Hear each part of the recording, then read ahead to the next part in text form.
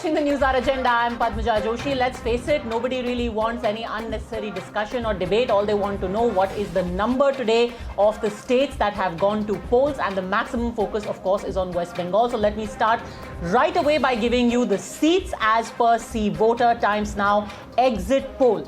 The TMC has 158, the BJP has 115. The Mahajot, or the Secular Alliance, which is an alliance of the Congress, the CPM and the ISF of Abbas Siddiqui in West Bengal, has been given 19 seats. Now let's take a look at the vote share for each of these different groups. The vote share that has been given to the Trinamool Congress is 42.1%, and 39.2% has been given to the BJP. Now, what's interesting is that there is a massive swing, and that is for the left Congress alliance. They right now stand at just about 15%. Others have only about 3.3%. So that's as far as the seat share is concerned.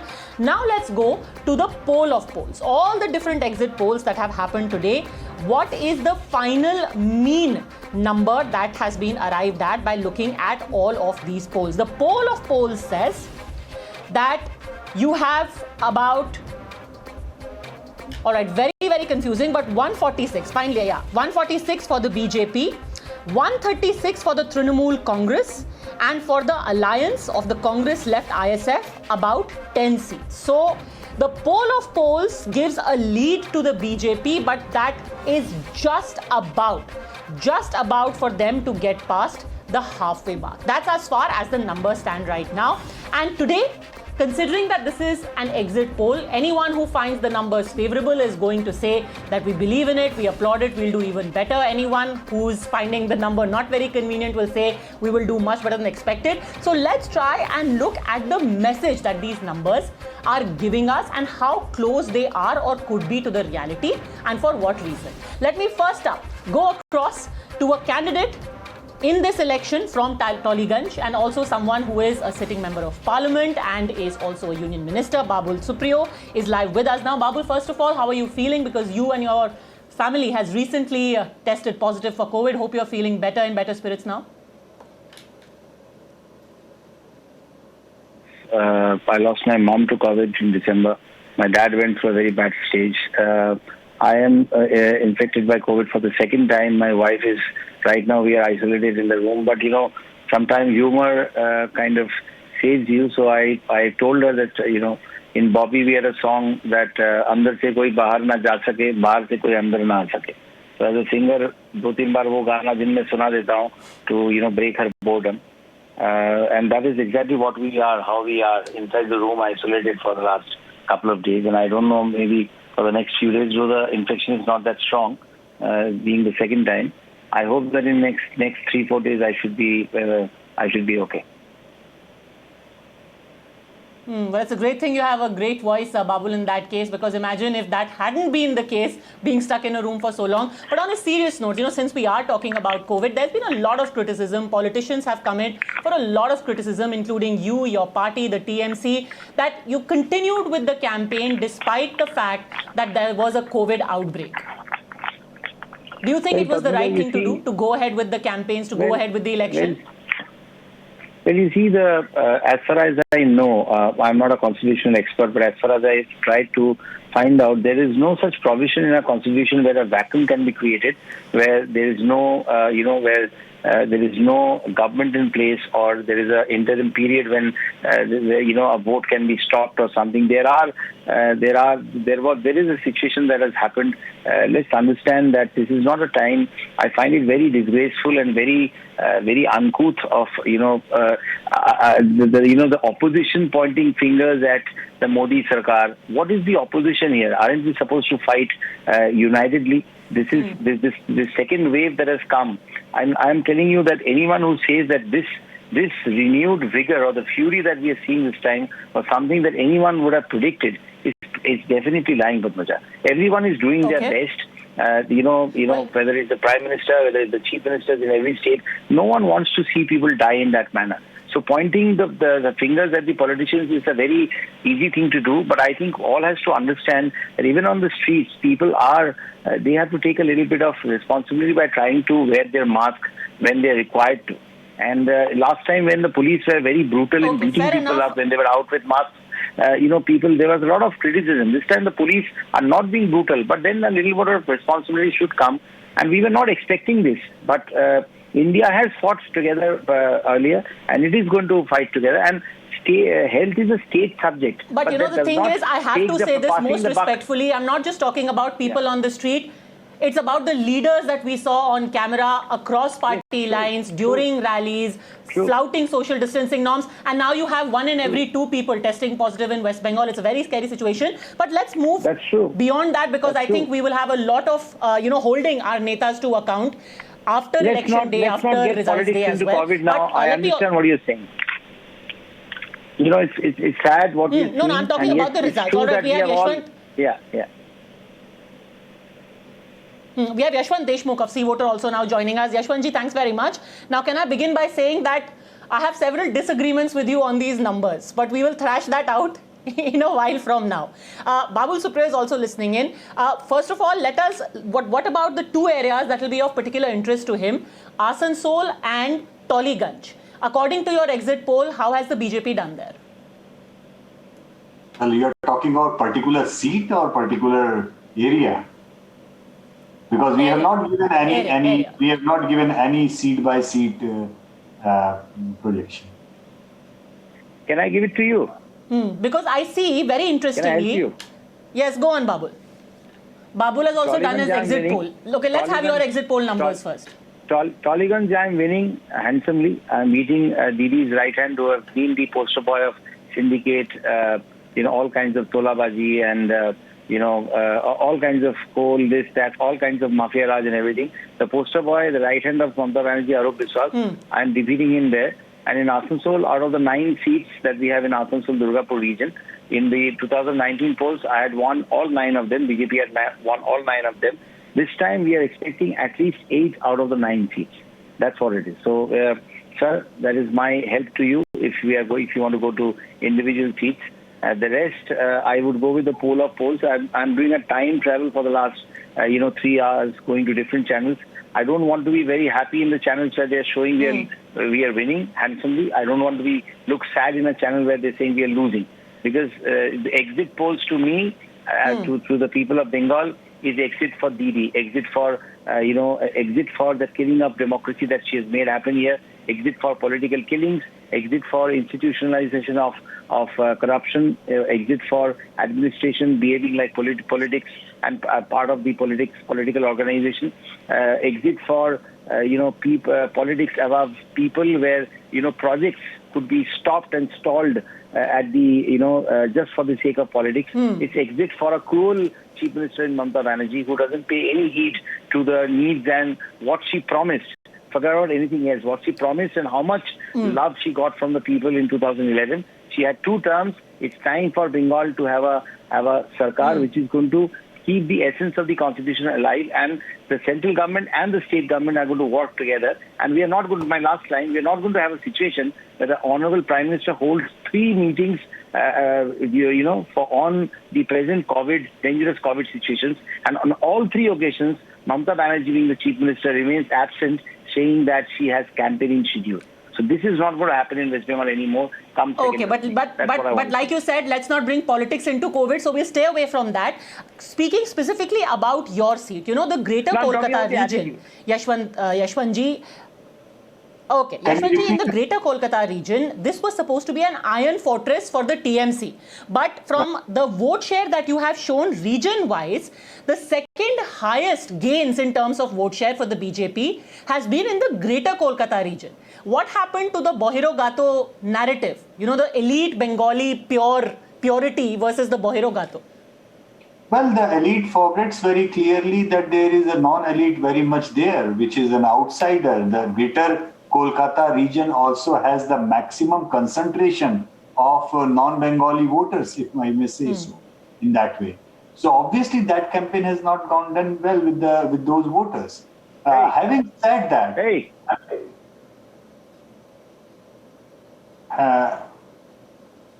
Should I continue? Yes, please finish your point. Yes. All right. Yes, please go on, Yashwantji. So obviously that was not going down properly with many voters out there. This insider-outsider thing has not gone down well. You see, what is happening in West Bengal is that apart from the demographics, where I have said it very clearly that, Mamata Banerjee, if at all comes back to power, it will be largely because of the two vote banks. Number one is the Muslim vote bank, which has gone, there is no division literally in that vote bank. Yes, left and the Congress have got that vote, but that is limited to the Murshidabad, Malda territory. Beyond that, I don't see much of a division in Muslim vote bank. They have stand united behind Mamata Banerjee. Second thing, if at all she makes a comeback, a large credit would be gone to the women voter, big time women voter, because there is a very clear advantage, as there is a very clear difference as far as the male-female voting patterns are concerned. Mamata Banerjee holds an advantage much better than the male voters when we compare her own support base. So having said that, what I feel that every anti-incumbent verdict needs one key ingredient, that is a swing away from the ruling party to the challenger. West Bengal is very peculiar in that way. Okay. What is happening in West Bengal, that the challenger was leaping way beyond anybody's expectation, but that swing was coming from the Congress and the left. That is the previous challenger. So Mamata Banerjee's own personal hold on her own vote bank, that did not swing much. It's a kind of a very unique election where BJP's spectacular rise has been there for everybody to see, but that is rising on the swing which is coming from the left and the Congress. Mamata Banerjee's vote bank is not really. Okay, so on the one hand, you have Yashwant Deshmukh, who is still giving the numbers to Mamata Banerjee. On the other, Babul Supriyo, who's confident that the BJP is going to make it. What are the three things, according to the feedback you have got, Babul Supriyo, from ground, from your constituency, from people who've been working for you, which are going to swing it for the BJP, in your estimate? Well, you see, I think the one is the shattering of the dreams that they had after having, after having jailed, if I can use that term, left for 34 years, where it was the center versus the state, and nothing really happened during that entire period. Companies, factories got closed and shut down because of the union overexcited and the violent union activities that the left did. And what happened was, in this 10 years, they were really expecting a Porivartan. They were really expecting Unnayan.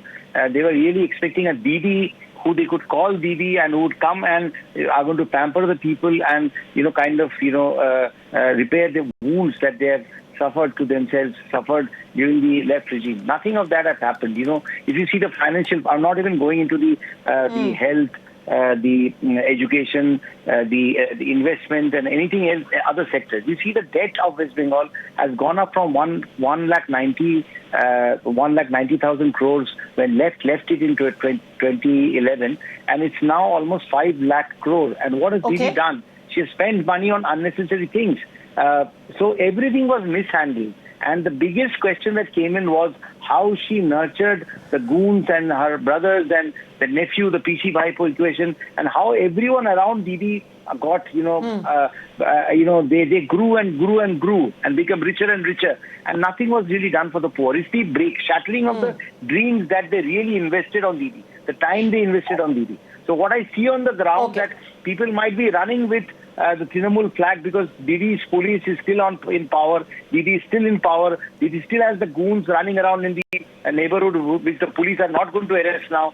So they might take a Trinamool flag in hand, say Didi Jindabad, but they go inside and they're going to vote for BJP. So our voters are silent voters, and that is what a reflection we are going to see on the 2nd of May. 2 Mai, Didi Gai. That's what it is. Okay. All right, we'll see about that. But Didi Jai na Jai, we certainly hope that the culture of political killing, corruption, should go irrespective of who comes into government for the time being. Yes.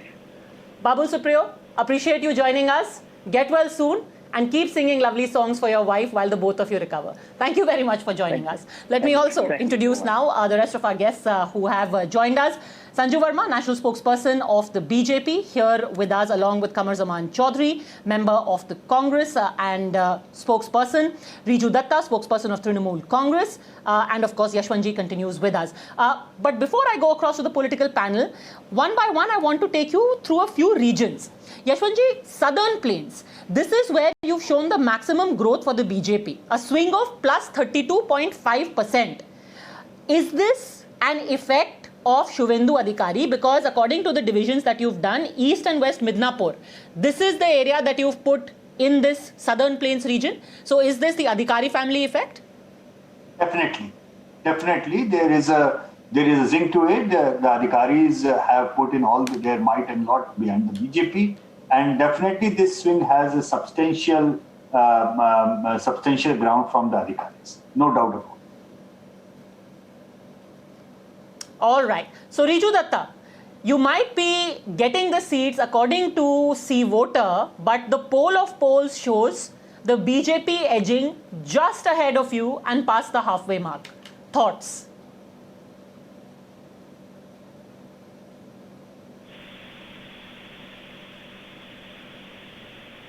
Across channels, and I'll tell you honestly, if anybody, any viewer is watching the pollsters and all the polls collectively together, nobody has a clue what is happening in Bengal, with all due respect to them. So I am going to say only one thing, I have heard Babul Supriyo also in the early part of this conversation, where according to his polls, probably he will get 300 seats out of 294.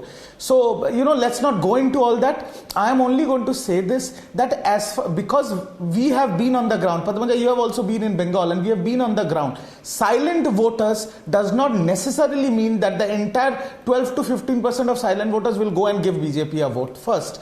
Second, we from 16, 18, 19, all the three elections, we have hold on to our percentage of 40 to 43%, which we are going to hold on to. The third front is not a factor. It is a bipolar which is what election. I don't agree with. I'm sorry.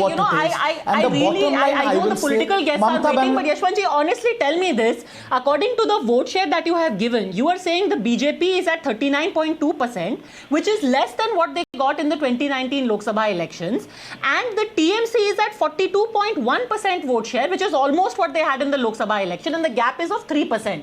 So you're saying that since then we had the Amphan cyclone, we had the Bhatpara riots, we even had the entire Jai Shri Ram campaign take off, and after all of this, you found that the TMC maintained their vote share and the BJP vote share reduced. What could be the reason?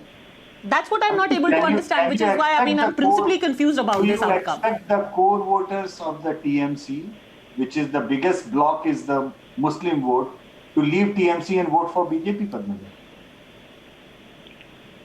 But the Muslim voter is about, say, 33%. See, Padmaja, the only way BJP 33% will be Muslim voters. Where are the rest coming from? The only way BJP can win in any election is 100% polarization, which has not happened.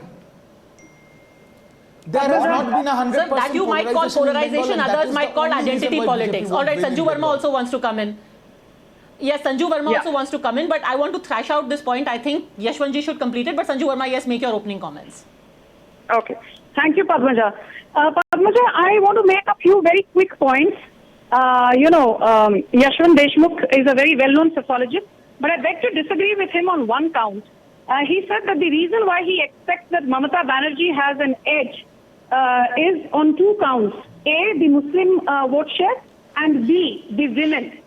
Let me tell you that last time Mamata Banerjee, the Trinamool Congress won 60 seats, which were Muslim dominated. But this time, I think what will eat into her Muslim vote bank is the Congress left ISF alliance, where you have somebody like an Abbas Siddiqui. Point number two, saying that the women folk will rally behind Mamata Banerjee, I think absolutely not. In fact, just like in Bihar, we saw the silent vote base, which is the women folk, voting lock, stock and barrel for the BJP-led NDA. I think you will see an encore this time around as well.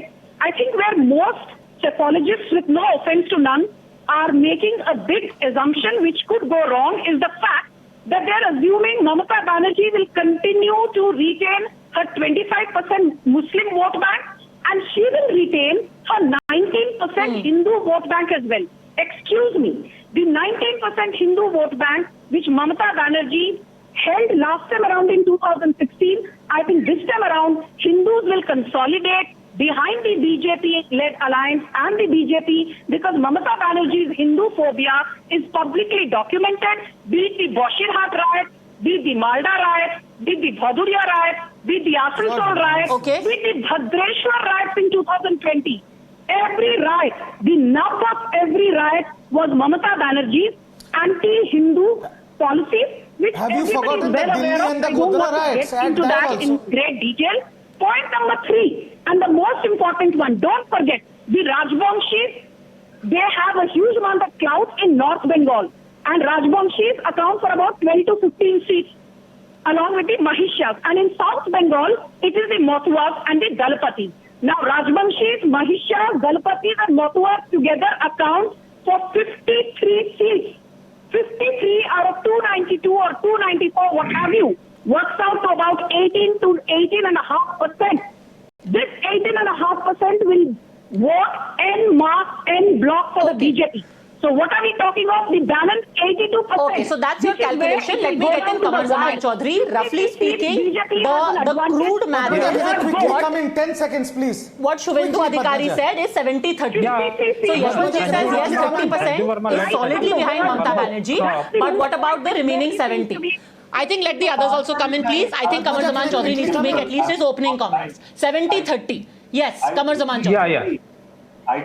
That's a Yashwantji has done a very good analysis, but one thing that he has not captured properly, I feel, is a marginal seats. There are around, as per our estimates, of around 90 seats, which are very marginal. Like in Bihar, we had a vote difference of around 50, around 100, 200. This time, it's going to be around 90 seats. Having said that, there are 3 very important factors this election that has happened, and what your exit poll is showing a very poor show of our election this time. One main important factor is the identity politics that we have already touched. The second is the negative votes.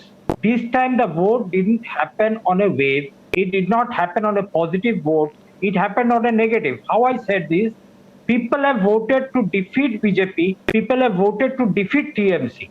So the best important marketing political party who has used blatant use of money power, they got the majority of the vote share. Both of their vote share. Their vote share put together is around 82%. If people are voting to defeat BJP and defeat TMC, then why are 82% people voting for them? This seems to be. I'm sorry, but ये तो बहुत ही fraud है. Wait. Let me. Let me explain that. Why I say this? Because Congress had a share of 5% overall statewide. Yashwantji will also agree that Congress is very strong in South Dinajpur, Malda and Murshidabad, where our vote share is 40% plus. And we have gained on that vote share in Malda, Murshidabad also. Murshidabad, during the 2019 election, we had won 5 assembly segment only. But in 2016, we had 13 assembly segments. Sir, you and can this time gain this in vote share is pockets, going to but increase if we can just put up the vote share figures now, your vote share combined of your alliance has gone down by close to 25%. What are you talking about? I mean, this alliance, and I can tell you for a fact on the ground also, people who were looking, for an alternative to TMC and maybe were ideologically opposed to the BJP said, Congress is not an option, bahut chota party hai. I swear, these were the exact words. People said, bahut chota party hai. Because in West Bengal, they are not looking at the alliance as an option. That's just the harsh truth.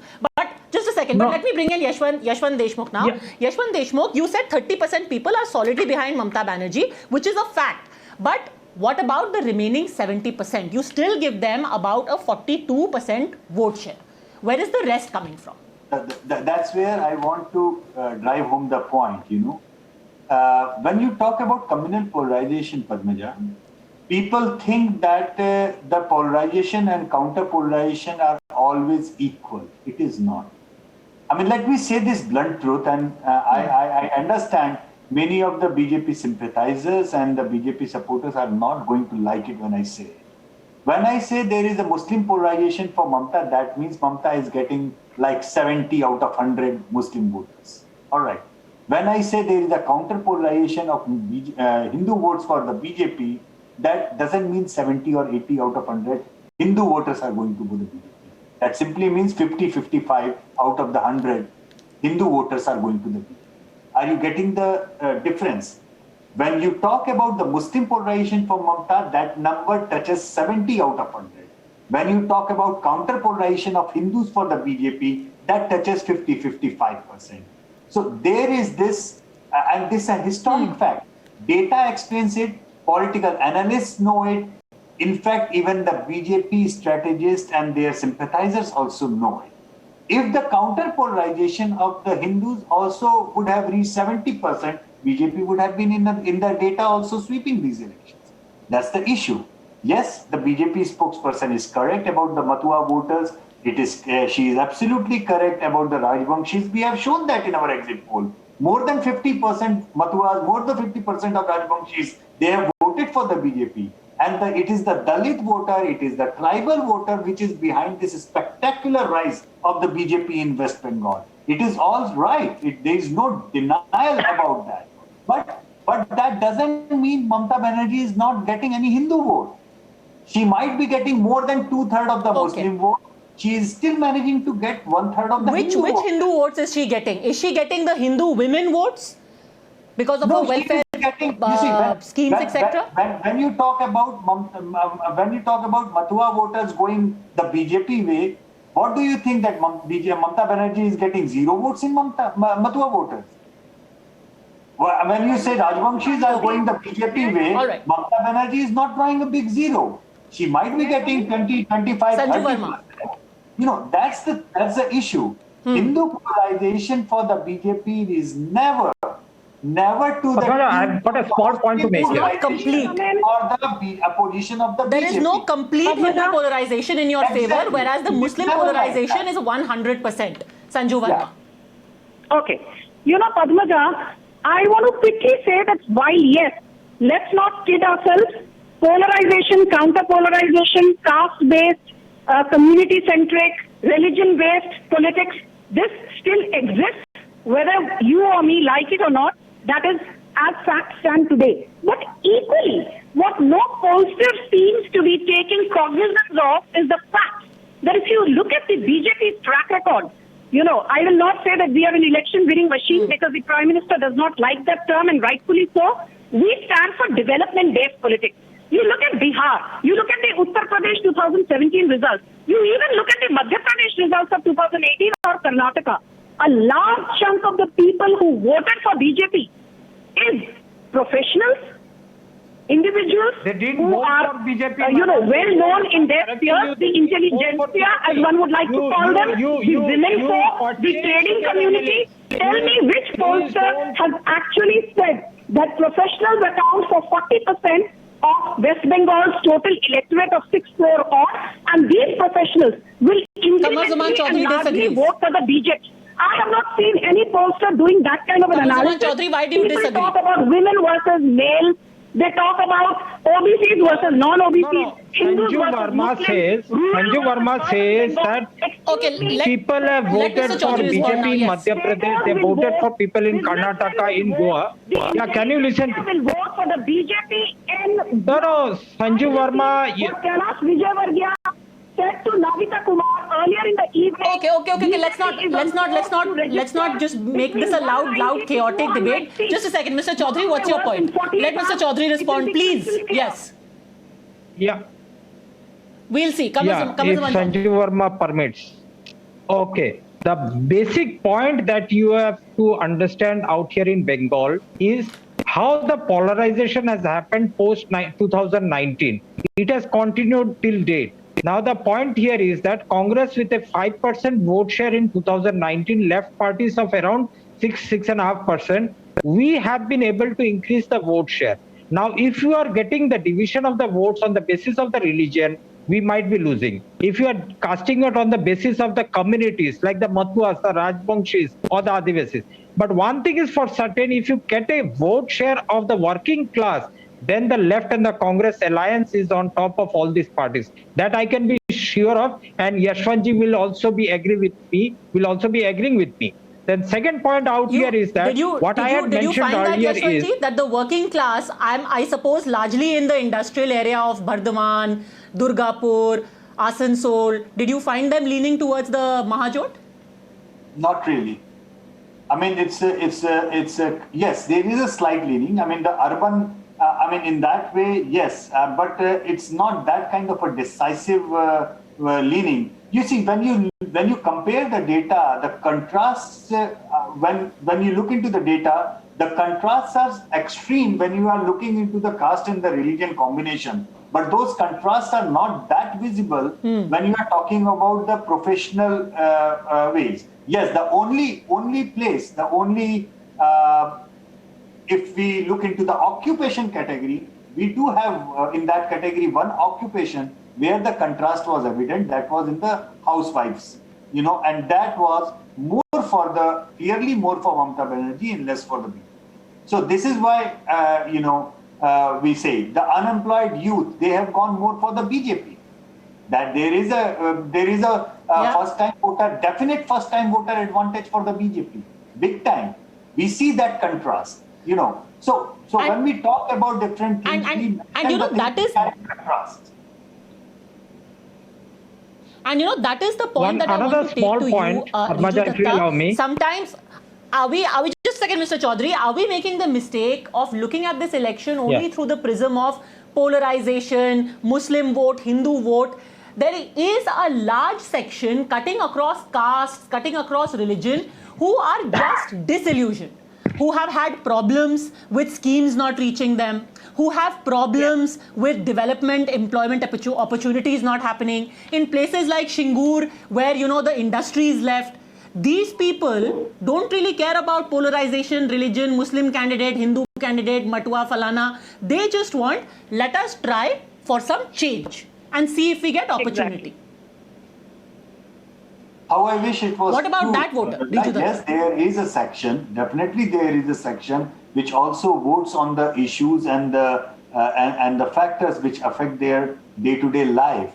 There is not saying that.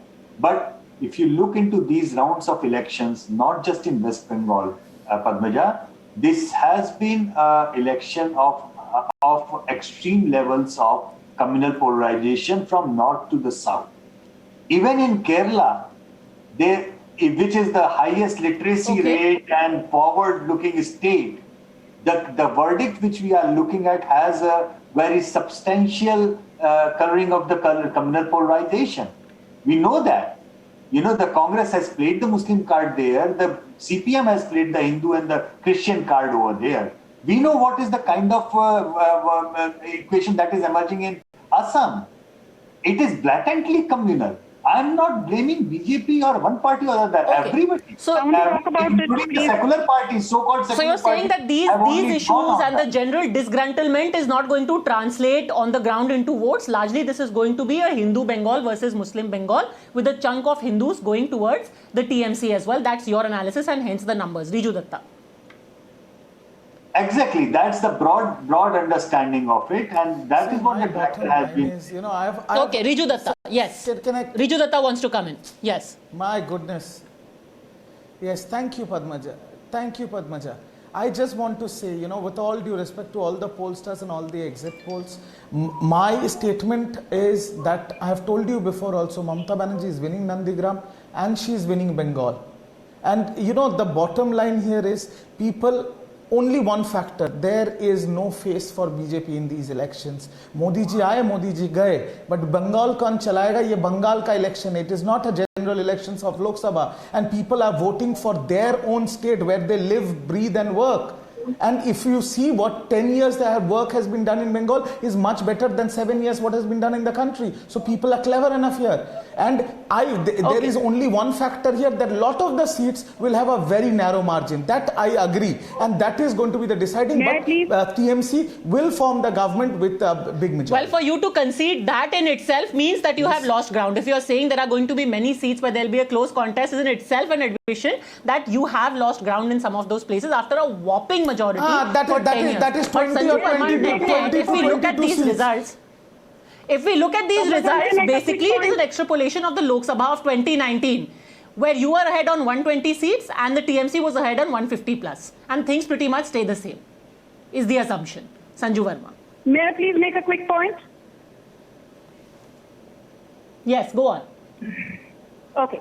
Padmaja, one very interesting thing which you pointed out and which I would like to reinforce, which I think is not getting enough attention, is that we are so consumed by this polarization versus counter-polarization, insider versus outsider narrative, that we've forgotten that at the end of the day, the person on the fringes, be it an OBC, non-OBC, even professionals for that matter, everybody has become aspirational. The electorate today is aspirational. And I think the Modi government's politics is all about aspirational politics and the ability to deliver. Look at the facts, the hard numbers which never lie. Despite Mamata Banerjee not agreeing to implement Ayushman Bharat in Bengal, despite not implementing PM Kisan in Bengal, despite not implementing Swachh Bharat My Mission in goodness. Bengal, despite not One implementing narrative, all Padmaja, one I've brief got you a got quick from your headquarters point to make. reading that for every Today, debate. more than 80 lakh women in Bengal get benefits of PM Ujjwala Yojana. And Thanks Padmaja, to you are last becoming mile very delivery predictable, honestly. Initiated by the Modi government. More than 2 crore people in Bengal have access Sorry, what? to Janavan accounts. Thanks to the Modi last government mile ने delivery. सब कर लिया है, Okay, इसीलिए okay. लाखों लोग मर रहे हैं. सब कर लिया है मोदी गवर्नमेंट ने. सब कर लिया है. Under PM Awas Yojana. Thanks to the last The mile China who was point- trying to take our land, the Okay, Modi government has made India such that we this are is not very... the time for speechifying. I think the elections are over, the polling is over. Final word to you, Yashwantji. I also saw the phase-wise seats and polling and the vote share that you've given, and it actually goes down for BJP in the last 3 phases, which almost coincides with the number of cases rising in West Bengal. Do we see that as a COVID fallout, or that's immaterial? No, that's not a COVID fallout, Padmaja. The elections were, the entire election calendar was drawn in a way that somehow the best of the BJP strongholds went into the earlier phases and the best of the TMC stronghold came in the last phases. So it was right before the day the election calendar was announced, we could very clearly see this, that this is how it is coming out, and the BJP strongholds will be taken up early in the phases, and majority of the Mamata strongholds will be coming in the last. So I don't see much of our finding based on the COVID fallout. All right, I'm going to leave it at that. Let's just say that these results of the exit polls are a little flummoxing at this point, given what I saw when I was in West Bengal, where people did have a fair amount of angst, especially those who were affected by Amphan and felt they hadn't got the requisite relief. However, this trend seems to suggest that at the polling booth, it didn't really translate into votes. Let's see what actually happens, Yashwantji, on the 2nd of May. We'll be seeing you then. Thank you very much, Sanju Verma and all gentlemen, for having joined me.